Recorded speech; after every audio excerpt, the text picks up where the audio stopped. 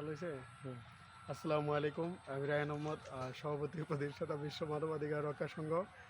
বাংলাদেশে আজ তাপমাত্রা 40-41 ডিগ্রি গিয়েছে। বাংলাদেশে তীব্র তাপদাহ বা হিটওয়েভ শুরু হয়েছে।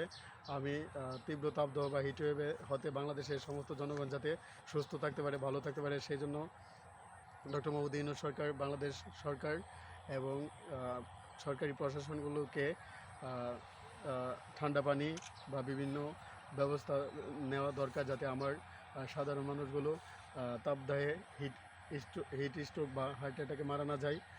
বাংলাদেশের সকল মানুষকে বলি, সকাল 10টা-11টার থেকে 4টা-5টা পর্যন্ত আপনারা যতটা সম্ভব ছায়াযুক্ত স্থানে থাকবেন, যাতে হার্ট অ্যাটাক বা হিট স্ট্রোক না হয়।